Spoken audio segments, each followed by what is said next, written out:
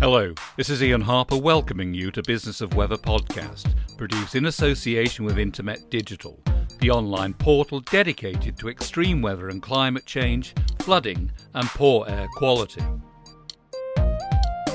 In each episode, we'll investigate the increasing impact of extreme weather and climate change on business and society, and how weather technology and information services can address the growing challenges. The aim is to spotlight the opportunities for entrepreneurs, startups and investors to develop the business potential of assisting weather-affected enterprises.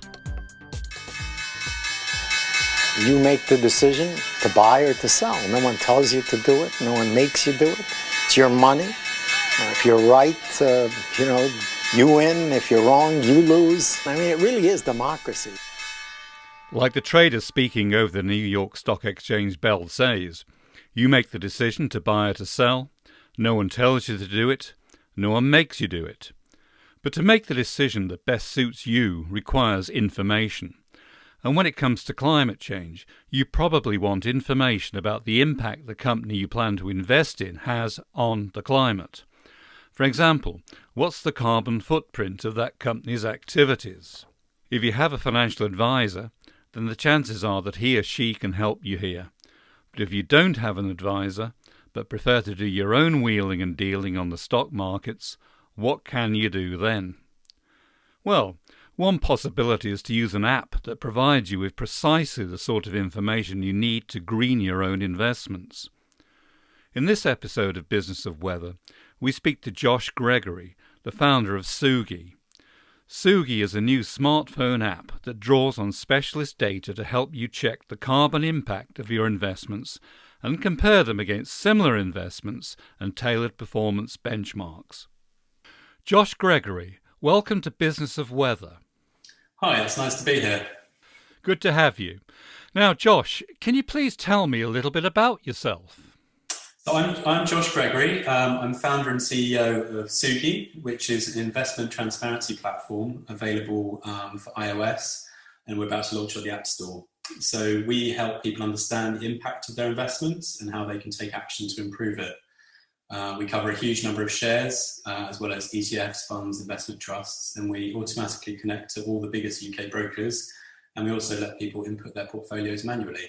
Okay, just to follow that up, from your own personal perspective, what do you believe is the number one risk posed by climate change? It's a really good question, because I think I'm going to kind of go a bit meta on that and say the number one risk is we don't know what the risks are. And there are any number of things that could happen which we can't predict.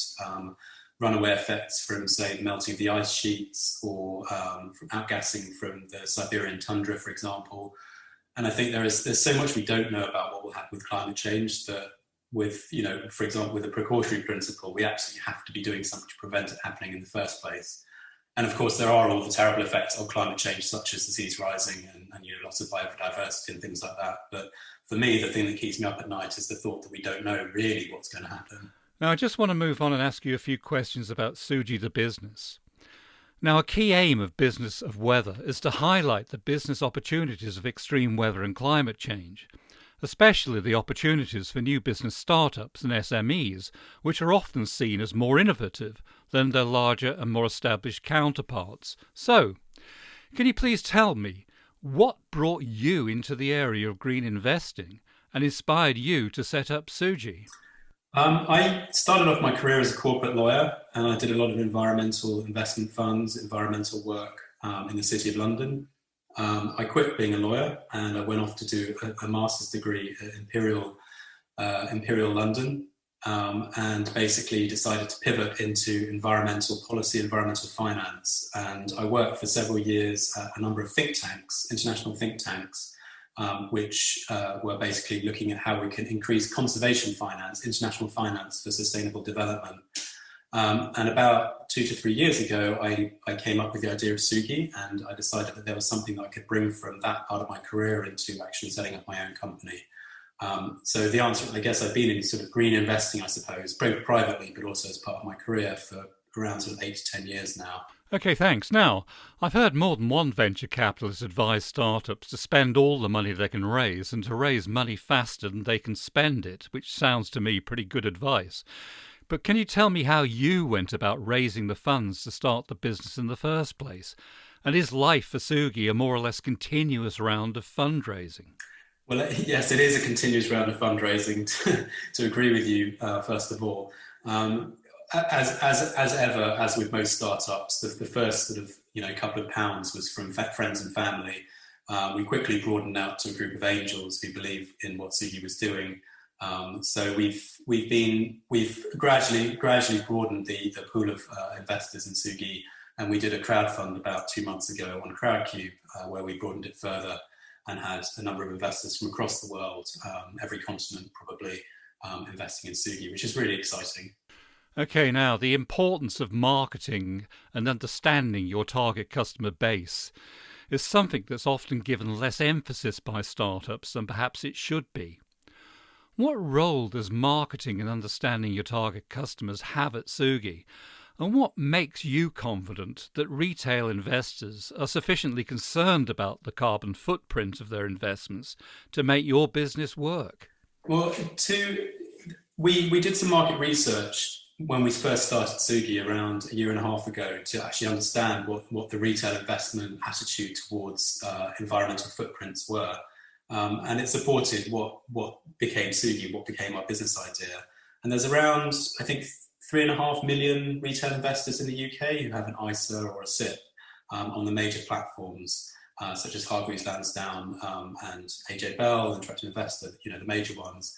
And our market research basically verified that around 33% of those, not 33%, it wasn't that accurate, but it was around 31%, I think, were really interested in green investing and wanted to learn more about their investments. And since then, actually, there's been a huge number of verifications in the media around the increasing interest in green investing. There was some research published by BlackRock quite recently, which highlighted around 70%, so much higher than actually from our panel. So the desire is there, and what we're basically doing is abstracting a lot of the environmental information from ESG, which is very much a financial risk metric, and also includes a lot of extraneous information that doesn't necessarily relate to the retail investment experience, and really boil it down to some key metrics which are important to consumers. And for example, carbon footprint is something that's very familiar, that people are familiar with from other aspects of their life. It's been a big part of the of public life for maybe 20 years now. So that's where we started off with Sugi. Obviously, we're not going to keep it focused on carbon footprint, and we just actually launched a temperature feature as well. But it's definitely verified by what we've seen in the market and the response to the app so far. Now, I'd like to learn a little bit more about your business model. Is Sugi intended to be business-based only on an app, or is your vision of a business which extends beyond an app? At the moment, we're concentrating on iOS, and we'll shortly be releasing very soon on iOS. We're then going to be developing for Android and potentially a web platform as well to make it easier for people to look at their brokers as well as Sugi at the same time. Obviously, we have plans beyond that, and we're looking at different channels and how to make Sugi more effective and access more of the market. But that will have to be revealed in due course, I'm afraid. Okay. Now, Sugi currently has a team of 7 and is hiring more people. Tell me about the skill sets that you're seeking when you recruit and how they relate to the roles that need to be fulfilled to make Sugi a success. So far, we've been very lucky with the people on our team. They've all been extremely skilled individuals, very smart, and everyone's extremely motivated as to what Sugi's doing. So everyone wants to make a difference, understands the concept behind Sugi, is completely on board with the idea that we need to radically address climate change. So I think, we're essentially a values-led company. So almost number one is that you have to agree with what we're doing, that it is the importance of it. And then, people who are entrepreneurially minded, who can work, self-directedly, people who are smart, people who are, but also team players. It's the usual sort of checklist of things that you would like. Now, I understand that at present Sugi isn't making any money, but that as you introduce new features to the app, you may well charge for them. Tell me about your plans for new features, what they might offer, and how you plan to actually monetize them. a great deal of that will obviously be under wraps for some time. We have revealed that we will be producing a premium version of the app, which provides more granular impact information and more different types on people's investments, which means that if you're particularly interested in the footprint or the natural footprint of your investments, then you can pay for that premium version. And we have a number of other revenue streams that we're going to be implementing in the short to medium term as well. Can you say anything about these other revenue streams? I could, but everyone else in the team would shoot me after this, so I can't. I'd love to. Now, another key issue for many business startups, and like marketing is one that's often neglected, is how easily competitors can actually copy what they're doing. That is, how low or high are the barriers to entry? So tell me, what would you say as the Sugi app's unique selling point, and how this might insulate you from what others might copy? Or are there some competitors out there already? Well, Sugi is, in a sense, first to market with this particular product, with the carbon impact, as well as the benchmarking and the comparisons, as well as the global warming alignment in terms of being aimed at retail investors. Obviously, a lot of this stuff has been available for professional investors, for asset managers, for institutional investors, but there's never really been something like Sugi where people can, look at it in their hand without, accessing a kind of costly platform. Our competitive advantage with fintech, obviously, a lot of the people that go into fintech do have a lot of investment, securities background. And if you compare that with our team, who are basically coming from the environmental side, so I've had this background in environmental finance for close to 10 years. The other members of the team all have really, really thorough environmental backgrounds. I think it gives us that edge in terms of really understanding the environmental data that we are presenting to people and how it can be distilled and verified in a way that makes sense, as well as visualized. And then I suppose the competitive advantage to existing apps in the market who provide environmental information is that we are literally independent. We are third party. We're not trying to sell you investments. So some of the brokers or some of the robo-advisors could put this kind of information in their apps, but ultimately it will be from them, for example. Business of Weather, spotlighting the business opportunities of extreme weather and climate change. Okay, I'd just like to move on now to ask you how you engage with your user community. So tell me, what sort of information does Sugi make available or communicate to the users of your app? So we show people their absolute climate impact in tons, and that's both for individual investments and at a portfolio level. And we also tell people how good or bad their individual investments are in relation to a tailored benchmark, which we generate for each investment. So it's a synthetic benchmark, which is most appropriate for each one. And we do this with a visualization of green and red clouds. So if you're green, if you're underneath the benchmark, and red if you go over the benchmark. And the aim is with the app to go all green, which shows that you have an entire portfolio of below average impact. Obviously, you can minimize your impact in other ways, but that's a very kind of quick visual nudge as to how well you're doing.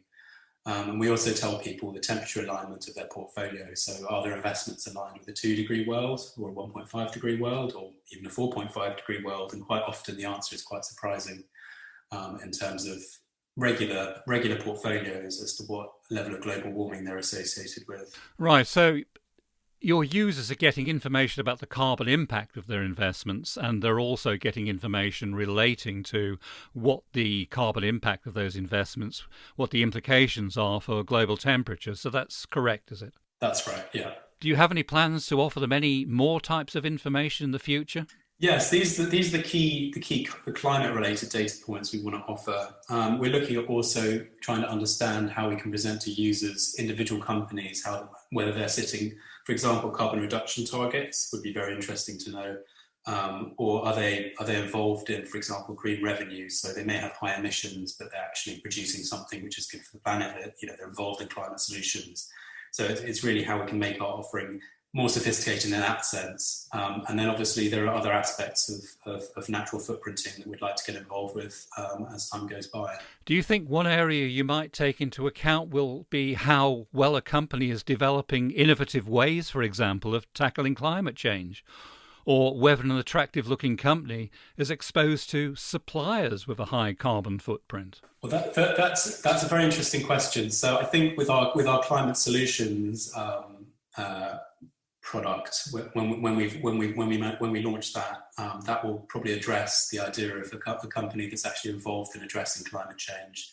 And then on the point about attractive-looking company being exposed to suppliers with a high carbon footprint, we do actually capture Scope 3 emissions. So that Scope 3 looks at upstream, so supply, as well as downstream sales emissions. So we do actually capture that as part of the calculation for individual companies. Right. Now, I'd just like to move on to the matter of regulation. Financial advice in the UK is stringently regulated by such agencies as the Financial Conduct Authority. So, Josh, can you first explain the situation with Sugi? Are the activities you carry out regulated? And if not, then what is it that sets you apart from regulated financial advice? Well, Sugi does not carry out any activities that are regulated by the FCA. We've had good legal advice on that respect. We give people factual impact information about their investments, and we don't advise on the investments. We don't give any financial information about people's investments. We don't arrange the investments. We don't act as an intermediary, and we also don't sell investments. So essentially, there's no need for us to be regulated.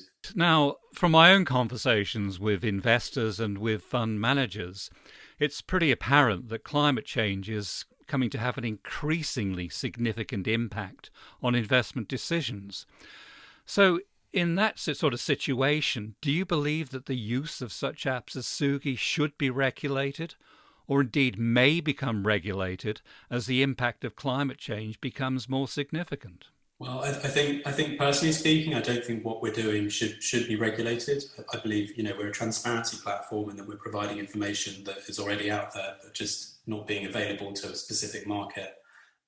So I think the point for us is that there is a lot of regulation coming down the road, and it's going to affect asset managers. For example, sustainable finance disclosure regime came into force about a month ago or 2 months ago now, and there'll be more aspects of it coming into force over the next few years. And Sugi, in the sense that it puts the information in the hands of consumers, might prompt asset managers, might prompt these platforms to provide more information sooner rather than later, because it's already out there, so to speak. So regulation is something that Sugi is really interested in from a separate point of view, and is extremely important in this sphere. Business of Weather, spotlighting the business opportunities of extreme weather and climate change. Okay, thanks. Now, the next area I want to look at is the key area of data. The data you provide investors, which is critical to the effective functioning of the Sugi app. Now, your website says Sugi has an objective measure of the carbon impact of investments, whereas the ESG sustainability ratings used by fund managers to rate companies can be based on what you call highly subjective methodology, and that this makes it difficult to compare ratings across different industries. So, can you please explain what it is that makes the measures Sugi uses objective, while the sustainability ratings used by fund managers are subjective? Well, I think the point about carbon emissions is obviously the way they are measured, and who is taking the measurements, and whether there's any modelling involved. And of course, that is different from provider to provider, can involve some element of choice on the provider's side. Whereas, but the point about carbon emissions is they are a quantitative measure. And when you look at ESG ratings, they tend to be, they are a quantitative measure, but the quantification is simply an arbitrary number, or a letter between A and F, for example, or 0 to 100. And the idea that ESG ratings are subjective is simply because they are composed of often over 100 different factors, which relate to different aspects of a company's sustainability in environmental, social, and governance. And the way those factors are weighted in the entire rating is a subjective decision by that ratings provider. And even if each ratings provider had the same set of factors, they may choose different weightings for different reasons. So there is this kind of secret sauce that goes into ESG ratings, which is very opaque and very difficult to understand, and also makes it less useful for people who are just interested in specific aspects of investments. And obviously the point about carbon emissions is a very specific aspect of investments, and it should be broken out, and that's what Sugi does. Right, now, good data, which is reliable and accurate, is pretty fundamental to your business model. So let's just take a look at the data you actually use to generate the information you pass on to the users of the Sugi app. I believe you get this data only from S&P Global TrueCost. Is that correct? And why did you choose TrueCost as your data supplier? So TrueCost are one of maybe 4 or 5 major global suppliers of environmental data. And when we did our original tender, they came across as the best, both because of the breadth of their coverage. They actually have the largest number of companies that are covered, but they also, the breadth of the environmental data underlying as well in terms of different data points, so allowing for Sugi's potential expansion in the future. They also cover a huge amount of the equity market, so over 95% of the global market cap. And they also cover ETFs, funds and trusts. They also provide a temperature alignment data set, which most of the other providers don't at this time, which means that we can provide users with their portfolio temperature as what global warming they're associated with their portfolio is. I mean, as you just said there are a number of other specialists which supply similar data. For example, MSCI, which is actually owned by Moody's, S&P competitor Moody's, Sustainalytics, the climate company, etc.